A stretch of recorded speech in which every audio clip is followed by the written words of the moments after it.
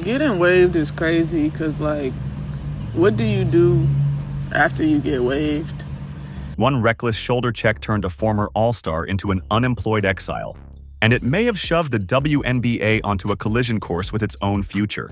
Tonight, we uncover how a single hit on Caitlin Clark spiraled into waivers, whispers of a blacklist, and a league-wide identity crisis that's still unfolding. Buckle up. Caitlin Clark didn't tiptoe into the pros. She detonated record books. By the end of her 2024 rookie campaign, the 22-year-old had piled up 769 points and 337 assists, eclipsing every first-year mark the league kept. She racked up 2 triple-doubles, pulled TV ratings into the stratosphere, and jam-packed arenas that used to echo with empty seats. League attendance jumped 48%, sellouts tripled, and 3 different crowds broke 20,000 just to watch her fling logo threes. Brands followed the noise. Shoe deals, soft drink ads, primetime promos.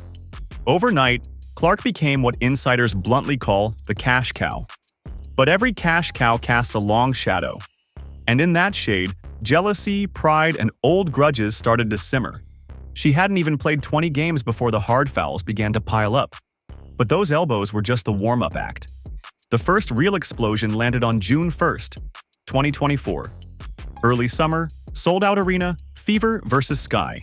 With the ball already gone, guard Chennedy Carter barreled shoulder first into Clark's spine. Refs upgraded it to a flagrant one. The video went viral, the hashtags blew up, but the box score stayed. No ejection. Carter doubled down online, tossing side-eye memes instead of apologies, and then vanished from the roster carousel. Bro, you didn't push, you shoved her to the ground. You physically assaulted her, bro. By training camp 2025, her phone still wasn't ringing. Fans thought Carter's cheap shot marked rock bottom. They were wrong. A few months later, a veteran with a championship ring decided to test the league's silence. And her name was DeShields.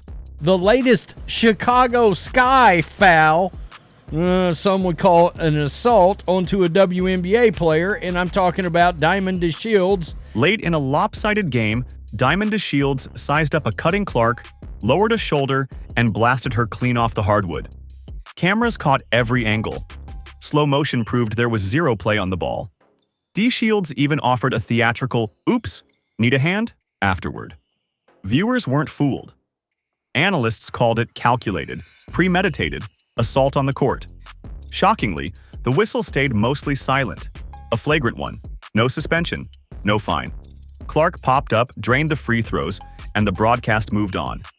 But the fans didn't. Replay reels looped through midnight. Podcasts raged. Sponsors started to fidget. If the league couldn't protect its golden goose, who exactly was in charge? Behind closed doors, something cracked. Chicago let DeShields walk with no goodbye post. The New York Liberty signed her on a flyer, then benched her, then cut her. Connecticut tried next. And that's where the dominoes really toppled. Because 2 days before opening night 2025, the final curtain dropped. And it looked like there's another player that has wronged Caitlin Clark, and they're out of the league. May 15th, 2025. Connecticut Sun press release, 27 words. The Connecticut Sun have waived guard DeShields. No injury report, no coach quote, no thank you graphic, just a blunt goodbye.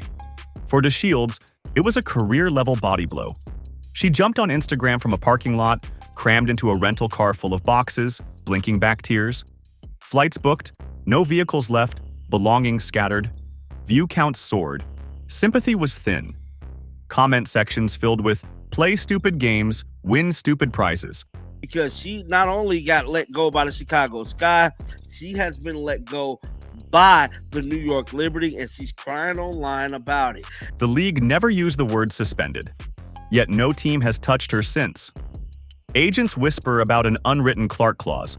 Sign her, and you risk a sponsor revolt. Whether that's official or not, the effect is the same. DeShields went from champion to cautionary tale in 9 brutal months. But one player's collapse was only gasoline on a much bigger fire.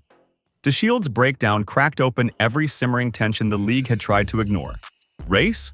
Absolutely part of the discourse. Clark, a white guard from Iowa, suddenly held center stage in a majority black league. Old guard versus new blood? That too. a rookie rewriting stat sheets while veterans fought for endorsements. Even league hierarchy got dragged in. Why was Commissioner Kathy Engelbert silent while her superstar absorbed hit after hit? Pundits floated a spicier theory. NBA boss Adam Silver, terrified of sponsors bolting, quietly ordered zero tolerance for cheap shot optics.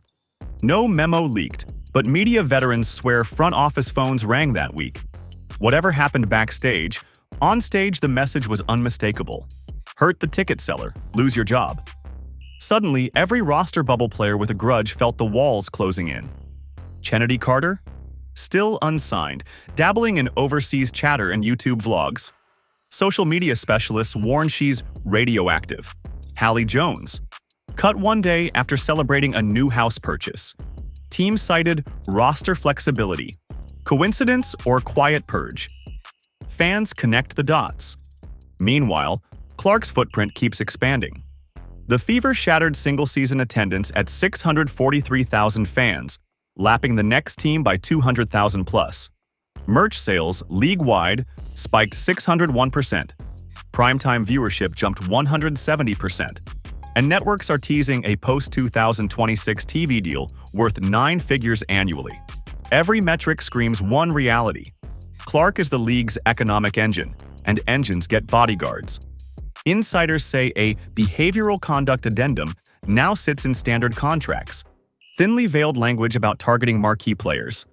Break it, and waivers might be the kind outcome. So where does that leave opening night? Teams now strategize in 2 columns, basketball and optics. Hard double-team Clark? Fine. Blindside her? PR disaster. Coaches brief rookies on camera angles before pick-and-roll diagrams. Sponsorship reps lurk courtside with crisis comms drafts in their pockets. Some veterans worry the pendulum has swung too far, that fair physical play will be policed into fluff. Others shrug. Protect the brand or cash the pay cut. The stakes are clear. 2025 begins under brighter lights and sharper scrutiny than any season before. Every foul on Clark will replay 100 million times. Every retaliatory elbow could be a pink slip. And that brings us to the final reckoning. Diamond DeShields is out, in every sense that matters. Her downfall echoes a warning through locker rooms from Vegas to New York.